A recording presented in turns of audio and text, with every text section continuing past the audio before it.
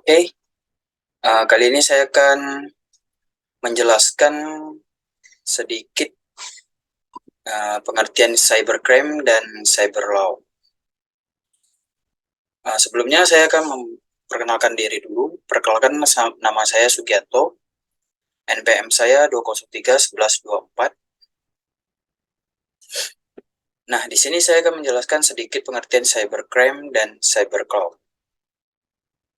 Munculnya kejahatan yang disebut itu dengan cybercrime atau kejahatan melalui jaringan internet. Munculnya beberapa kasus cybercrime di Indonesia seperti pencurian kartu kredit, hacking beberapa situs, menyadap transmisi data orang lain, misalnya email, dan memanipulasi data dengan cara menyiapkan perintah yang dikehendaki ke dalam programmer komputer.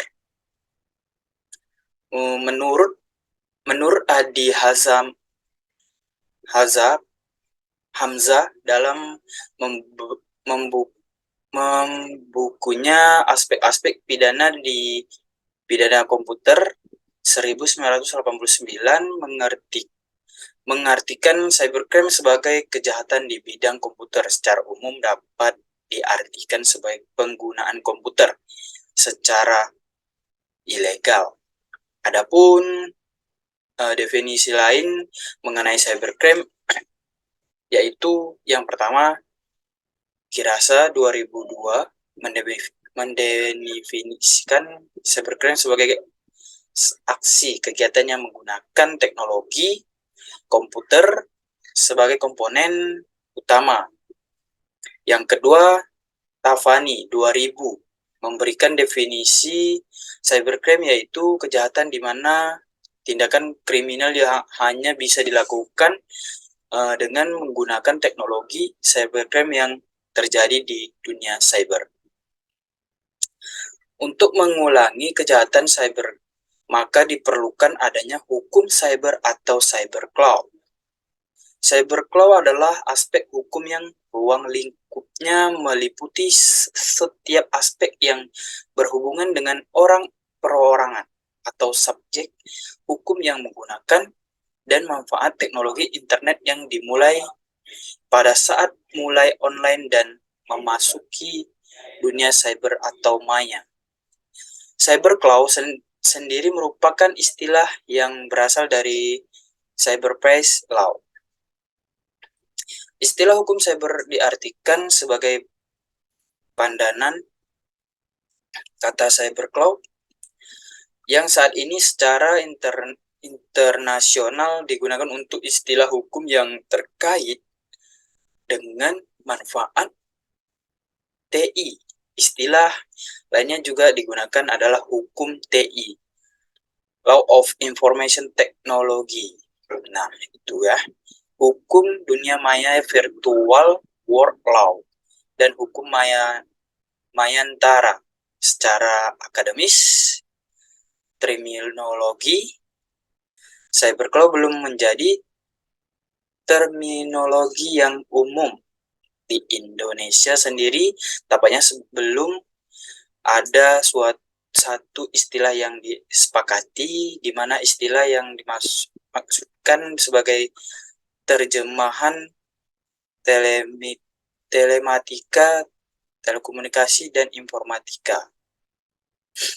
Secara yuridis, cyberlaw tidak sama lagi dengan ukuran dan kualifikasi hukum tradisional. Kegiatan cybercrime meskipun bersifat virtual pada kategori sebagai tindakan dan perbuatan hukum yang nyata. Sebagai cyber adalah kegiatan virtual yang berdampak sangat nyata meskipun alat buktinya bersifat elektronik. Dengan demikian, subjek pelakunya harus kualifikasi pula sebagai orang yang telah melakukan perbuatan hukum secara nyata. Karakteristik dari kejahatan di dunia maya adalah sebagai berikut. Yang satu, ruang lingkup kejahatan. Ruang lingkup kejahatan cybercrime bersifat global melintasi batas negara sehingga sulit untuk deteksi pelaku dan hukum yang berlaku. Yang kedua, bersifat kejahatan. Sifat kejahatan. Dari cybercrime tidak menimbulkan kekacauan yang mudah terjadi. Yang ketiga, perilaku kejahatan. Pelaku kejahatan cybercrime tidak mengenai usia dan bersifat universal, bahkan beberapa antaranya masih anak-anak dan remaja. Yang keempat, modus kejahatan. Modus kejahatan dari cybercrime adalah modus operan di mana modus tersebut hanya bisa mengerti oleh orang-orang yang menguasai pengetahuan tentang komputer, teknik pemrograman, dan seluruh bentuk dunia cyber. Yang kelima, jenis kerugian yang ditimbulkan dapat berupa material maupun non-material, seperti waktu, nilai, jasa, uang, barang, harga diri, martabat, bahkan kerahasiaan informasi. Itu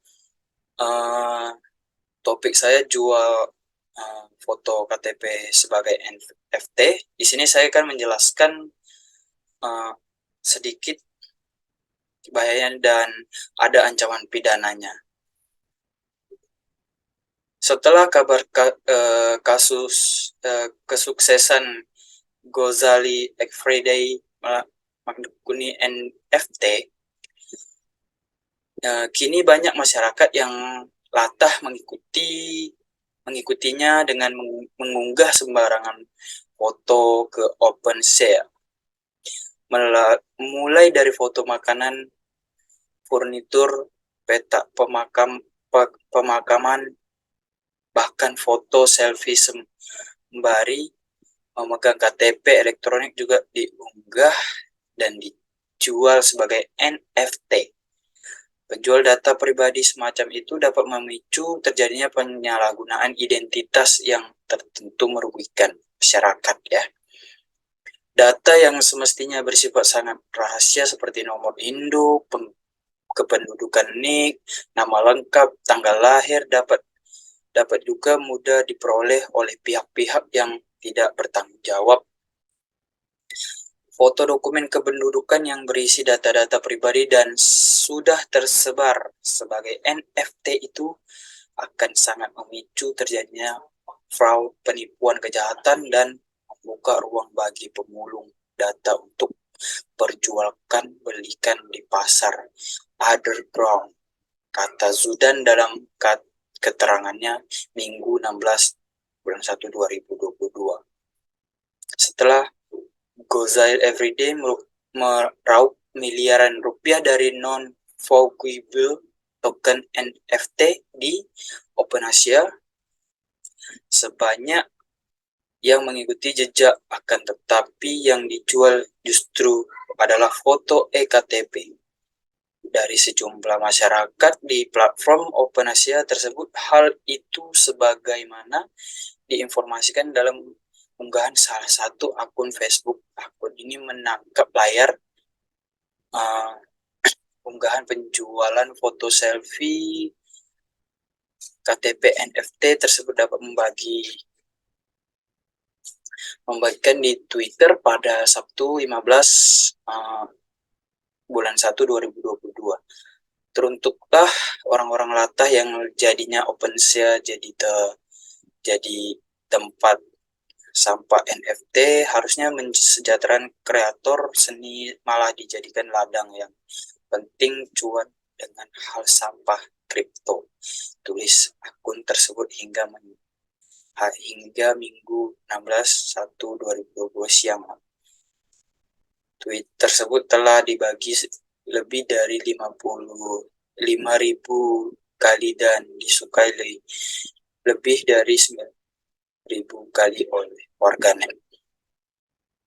Ya, untuk ancaman pidana menjual data pribadi penduduk ini, Zudan mengatakan menjual data pribadi penduduk baik dalam bentuk NFT atau yang lain merupakan satu tindakan pelanggaran hukum. Karena melanggar hukum, otomatis ada ancaman pidana yang bisa dikenakan pada pelaku terhadap ancaman pidana penjara paling lama 10 tahun dan denda paling banyak 1 miliar rupiah sebagai diamanatkan dalam pasal 96 dan pasal 96A Undang-Undang Nomor 24 Tahun 2013 ungkapan dia dalam undang-undang tersebut.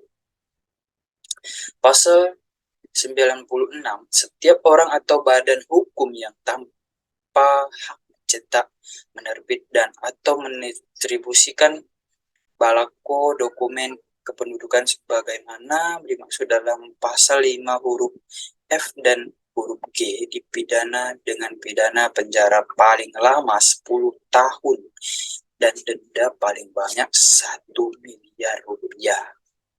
Pasal 96A, setiap orang atau badan hukum yang tanpa hak mencetak, menerbit dan atau mendistribusikan dokumen penduduk sebagai dimaksud dalam pasal 88 ayat 1 huruf C dipidana dengan pidana penjara paling lama 10 tahun, denda paling banyak 1 miliar rupiah juga.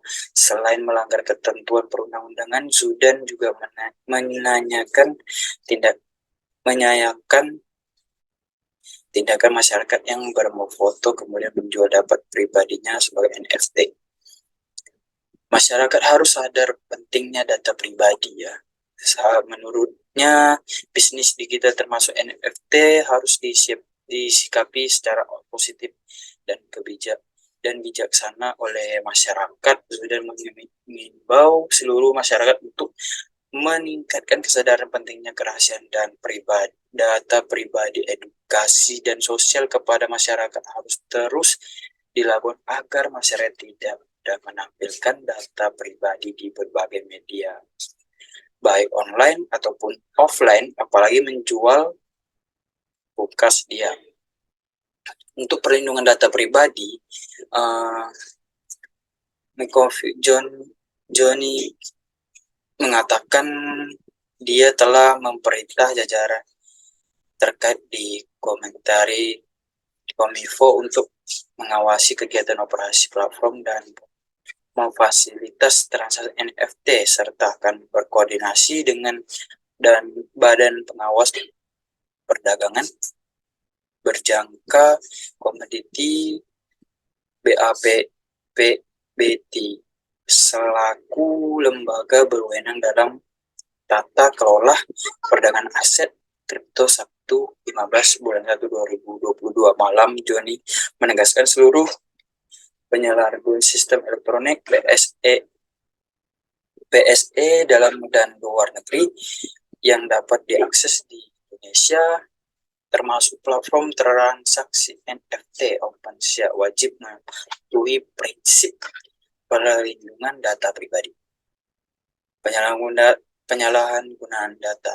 Johnny pun meminta masyarakat yang memanfaatkan platform NFT untuk tidak menyebarkan dan berkomunikasikan data pribadi masyarakat yang memanfaatkan platform transaksi NFT. Saya minta untuk tidak menyebarkan serta menjual data pribadi baik berupa foto KTP, swafoto bersama KTP dan data pribadi terkait lain dalam platform NFT, katanya karena berisiko menimbulkan penyalahgunaan data pribadi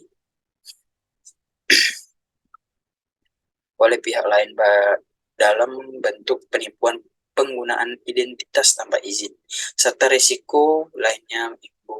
Johnny mengatakan Kementerian Kominfo akan mengambil tindakan tegas bagi pengguna platform transaksi NFT yang memperjualbelikan data pribadi milik orang lain dan atau menampilkan data pribadi milik pihak lain secara tanpa hak. Tindakan tegas yang diambil yakni dengan melakukan koordinasi bersama pihak kepolisian untuk melakukan tindak hukum bagi pengguna tersebut. Oke, di situ saya sudah menjelaskan.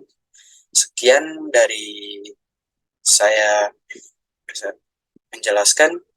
Terima kasih.